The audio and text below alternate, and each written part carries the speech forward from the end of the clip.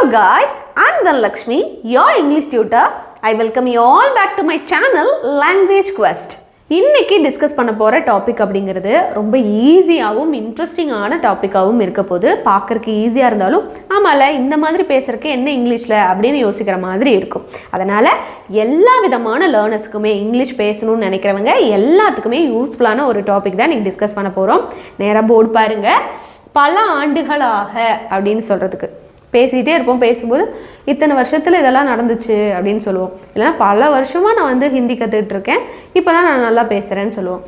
காலப்போக்கில் இந்த மாதிரி நடந்துகிட்டு இருந்த விஷயமெல்லாம் வேறு மாதிரி மாறிடுச்சு அப்படின்னு சொல்லுவோம். ஸோ இந்த மாதிரி பல ஆண்டுகளாக, இத்தனை வருஷத்தில், இல்லைனா இத்தனை வருஷமாக, காலப்போக்கில், ஸோ இந்த மாதிரியெல்லாம் சொல்கிறதுக்கு என்ன இங்கிலீஷில் அப்படிங்கிறத டீட்டெயிலாக கற்றுக்கிட்டு அதை எப்படி சென்டென்சஸில் யூஸ் பண்ணி பேசுறது அப்படிங்கிறதையும் லேர்ன் பண்ண போகிறோம். அதுக்கு முன்னாடி நம்ம சேனலை இது வரைக்கும் சப்ஸ்கிரைப் பண்ணாதவங்க சப்ஸ்கிரைப் பண்ணிவிட்டு பக்கத்தில் இருக்கிற பெல் ஐக்கானும் கிளிக் பண்ணிக்கோங்க. அப்போ தான் நம்ம போடக்கூடிய வீடியோஸ் உங்களை தொடர்ந்து வந்து சேரும். அப்புறம் என்ன, without any further delay, let's get into the video. பாருங்க, இந்த 3 ஃப்ரேஸ்க்குமே இங்கிலீஷில் ஒரே ஒரு ஃப்ரேஸ் யூஸ் பண்ணி சூப்பராக பேசிடலாம். அதுதான் ஓவர் த இயர்ஸ் அப்படிங்கிறது. ஓகேவா? பல ஆண்டுகளாக அப்படின்னு சொன்னாலும் சரி, இத்தனை வருஷமாக, இத்தனை வருஷத்துலன்னு சொன்னாலும் சரி, காலப்போக்கில் அப்படின்னு சொல்கிறதுக்காக இருந்தாலும் சரி, என்ன நம்ம இங்கிலீஷில் சொல்ல போகிறோம்? ஓவர் த இயர்ஸ் அப்படிங்கிற ஃப்ரேஸ் யூஸ் பண்ணி தான் பேச போகிறோம். இதற்கு சில எக்ஸாம்பிள் சென்டென்சஸும் பார்த்துடலாம். ஓவர் த இயர்ஸ் யூஸ் பண்ணி இந்த சென்டென்சஸ்லாம் எப்படி இங்கிலீஷில் பேசுறதுன்னு பார்க்கலாம். இதுக்கு பெருசாக எந்த ஃபார்முலாவும் கிடையாது, ரொம்ப ஈஸியாக நம்ம பேசிடலாம். ஓகேவா? ஃபர்ஸ்ட் ஒன் பாருங்க. இத்தனை வருஷமாக அவள் பாடுறதுல அவளோட குரலை இம்ப்ரூவ் பண்ணிட்டா. இத்தனை வருஷமாக அவள் இம்ப்ரூவ் பண்ணிட்டா அப்படின்னு சொல்கிறோம். ஸோ இதில் பாருங்க, அவ அப்படிங்கிறது சப்ஜெக்டா, ஃபர்ஸ்ட்டு சப்ஜெக்ட் தான் வரும். ஷீ இம்ப்ரூவ் பண்ணிட்டா, வேர்ப் அடுத்தது. ஷீ இம்ப்ரூவ்டு, இம்ப்ரூவ் பண்ணிட்டான்னு சொல்கிறோம். அதனால் she improved என்னது? her பாடுறதுல அவளோட குரலை. அப்போ her singing voiceன்னு சொல்லுவோம். ஓகேவா? she improved her singing voice. இத்தனை வருஷமா, அந்த இத்தனை வருஷமா அப்படிங்கிறதா கீ ஃப்ரேசிங் இல்லையா? சிம்பிளாக நீங்கள் என்ன போடுவீங்க? ஓவர் த இயர்ஸ்ன்னு போடுவீங்க இல்லையா? இப்போ ரீட் பண்ணி பாருங்க. She improved her singing voice over the years அப்படின்னு சொல்லணும். ஓகேவா? அடுத்தது, காலப்போக்கில் பப்ளிக்கில் பேசுகிறதுல கான்ஃபிடென்ட் ஆகிட்டேன். பப்ளிக் ஸ்பீக்கிங்னு சொல்லுவாங்க இல்லையா? நம்ம எல்லாருக்கும் முன்னாடியும் நம்ம கான்ஃபிடென்ட்டாக பேசுகிறது. ஸோ காலப்போக்கில் நான் நல்லாவே கான்ஃபிடென்ட் ஆகிட்டேன் அப்படின்னு சொல்லியிருக்கிறோம். ஸோ இதை பாருங்கள், ஃபர்ஸ்ட்டு ஆயிட்டேன்னு சொல்கிறோம் இல்லையா? நான் அப்படின்னு எழுதலை, நான் வந்து கான்ஃபிடென்ட் ஆகிட்டேன்னு சொல்கிறேன். அப்போது ஐ அப்படிங்கிறது சப்ஜெக்டாக வரும். ஐ எப்பவுமே நான் ஒரு விஷயத்தில் கான்ஃபிடென்ட் ஆகிட்டேன்னு சொல்லும்போது ஐ கெயின்டுன்னு போடுவோம். ஐ கெயின் கான்ஃபிடென்ஸ்ன்னு சொல்லுவோம். ஓகேவா? ஐ கெயின் கான்ஃபிடென்ஸ்.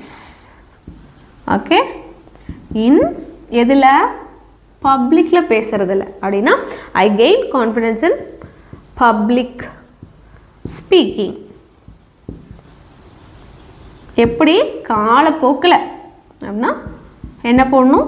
ஓவர் த இயர்ஸ்ன்னு போடணும் இல்லையா? இப்போ ரீட் பண்ணுங்க. ஐ gain confidence in public speaking over the years அப்படின்னு சொல்லணும். அடுத்தது, இத்தனை வருஷமாக அவன் பொறுமையாக குக்கிங் ஸ்கில்லை கற்றுக்கிட்டான். குக்கிங் ஸ்கில்லை இத்தனை வருஷமாக பொறுமையாக கற்றுக்கிட்டான்னு சொல்கிறோம். அப்போது அவன் கற்றுக்கிட்டான், அவனை பற்றி தான் பேசுகிறோம். அப்போது ஹீ கற்றுக்கிட்டான் அப்படின்னா லேர்னோட வேர்ப் டு ஃபார்ம் எழுதணும். He learned cooking skill. He learned cooking skill. இத்தனை வருஷமா அப்படி சொல்லும்போது ஓவர் த இயர்ஸ், பொறுமையான்னு சொல்கிறோம் இல்லையா? ஸோ இதை இங்கே எழுதணும், பேஷண்ட்லி அப்படின்ட்டு. ஓகே, இப்போ ரீட் பண்ணுங்க. He learned cooking skill over the years patiently அப்படின்னு சொல்லணும். அடுத்தது, 2 பேரும் சேர்ந்து பல வருஷமாக புத்திசாலித்தனமாக பணத்தை சேர்த்தாங்க. 2 பேரும் சேர்ந்து ரொம்ப வருஷமாக, இத்தனை வருஷமாக, ஸோ அப்படி எப்படி வேணால் சொல்லிக்கலாம். ஓகேவா? பணத்தை சேர்த்தாங்க, சேமிச்சாங்க அப்படிங்கிற மாதிரி சொல்லியிருக்கோம். ஸோ இதில் 2 பேரும் அப்படின்னு சொல்கிறோம். அதனால் இந்த இடத்துல தேன்னு போட்டுக்கலாம். ஓகேவா? தே சேர்த்தாங்க, saved. They saved money. எப்படி? புத்திசாலித்தனமாக. அப்போ எப்படி எழுதலாம்? வைஸ்லின்னு எழுதலாம். வைஸ்லினா புத்திசாலித்தனமாக இருக்கிறது. ஓகேவா? They saved money wisely. பல வருஷமாக, இந்த இடத்துல தான் பல வருஷமானு எழுதிக்கலாம். Over the years, சேர்ந்து, together. இப்போ ரீட் பண்ணுங்க. They saved money wisely over the years together அப்படின்னு சொல்கிறோம். அடுத்த சென்டென்ஸ், இத்தனை வருஷத்தில் எனக்கு நிறைய நல்ல ஃப்ரெண்ட்ஸ் கிடைச்சாங்க. இத்தனை வருஷத்தில் நிறைய நல்ல ஃப்ரெண்ட்ஸ் கிடைச்சாங்க அப்படி சொல்கிறோம். கிடைச்சாங்க அப்படி சொல்கிறோம். அதனால் பாஸ்ட் டென்ஸில் தான் எழுதணும். ஓகேவா? அப்போது எனக்குன்னு சொன்னனால ஐ மேடுன்னு தான் போடும். சரியா? இப்போ எனக்கு கிடைச்சாங்கன்னா ஐ காட் மெனி குட் ஃப்ரெண்ட்ஸ்ன்னு கூட எழுதலாம். இல்லைன்னா ஐ மேட், இது கொஞ்சம் டிஃப்ரெண்ட்டாக இருக்கு இல்லையா, அதனால் மேடுன்னு போட்டிருக்கேன். I made many good friends. ஓகேவா? இல்லைன்னா ஐ காட் கூட போட்டுக்கலாம். I got many good friends over the years. அவ்வளோதான். இத்தனை வருஷத்தில் எனக்கு நிறைய நல்ல ஃப்ரெண்ட்ஸ் கிடைச்சாங்க அப்படிங்கும்போது I got many good friends over the years அப்படின்னு சொல்லணும். அடுத்தது, பல வருஷமாக அவள் தொடர்ந்து யோகா பண்ணிகிட்டு இருந்தா. ஸோ பண்ணிகிட்டு இருந்தா அப்படி சொல்லும்போது இப்போ இல்லை, அது பாஸ்ட்டு. பல வருஷமாக பண்ணிகிட்டு இருந்தா, மேபி இப்போ வந்து அவள் பண்ணாமல் இருக்கலாம், அதனால் அப்படி சொல்லியிருக்கோம். ஸோ இதில் அவளை பற்றி தான் பேசியிருக்கிறோம். அதனால் ஷீ யோகா பண்ணிட்டு இருந்தா அப்படிங்கும்போது practised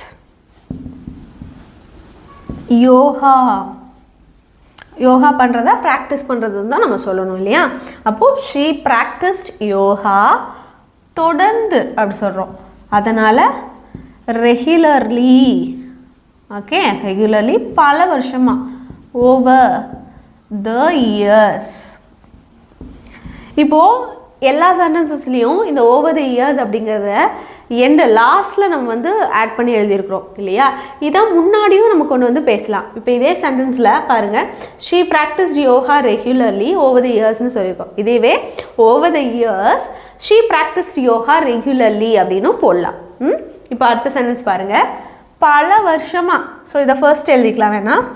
over the years, over the years. அதுக்கப்புறம் சப்ஜெக்ட், பர்த்டேவை ஒன்றா சேர்ந்து கொண்டாடணும் அப்படின்னு சொல்கிறோம்.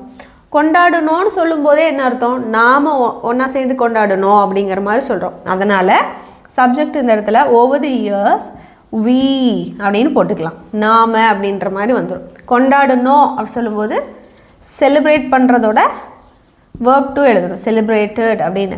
அப்போது over the years we celebrated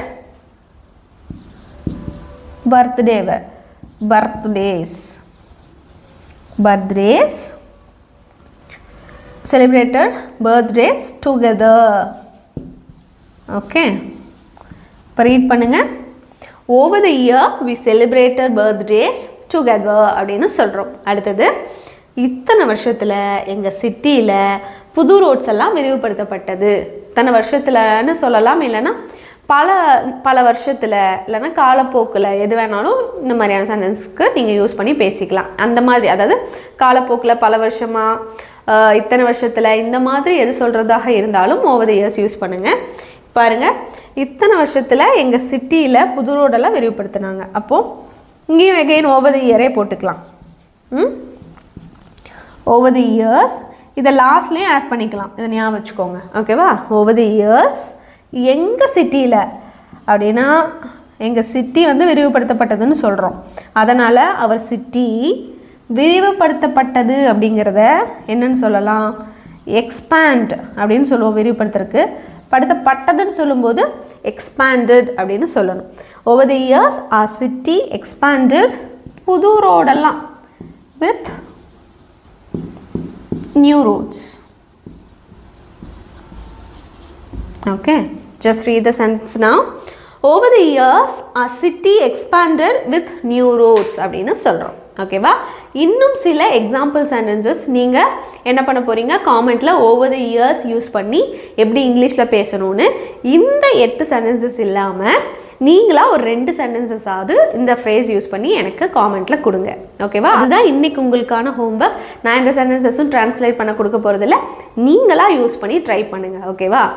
so இதோட இன்றைக்கான கிளாஸை நம்ம சூப்பராக பார்த்து முடிச்சாச்சு. இன்றைக்கான கிளாஸ் அப்படிங்கிறது ரொம்ப ஈஸியாகவும் இன்ட்ரெஸ்டிங்காகவும் இருந்திருக்கும்னு நினைக்கிறேன். நீங்களும் அதே மாதிரியே நினச்சிங்கன்னா நீங்கள் செய்ய வேண்டிய ஒரு விஷயம், நம்ம சேனலை சப்ஸ்கிரைப் பண்ணிக்கோங்க, பக்கத்தில் இருக்கிற பெல் ஐக்கானையும் கிளிக் பண்ணிக்கோங்க. நீங்கள் ஆல்ரெடி பண்ணியிருந்தீங்க அப்படின்னா இந்த வீடியோ யாருக்கெல்லாம் யூஸ்ஃபுல்லாக இருக்குமோ அவங்களுக்கு ஷேரும் பண்ணிடுங்க. நான் உங்களை இன்னொரு யூஸ்ஃபுல்லான வீடியோவில் பார்க்குறேன். Until then, take care. Bye-bye.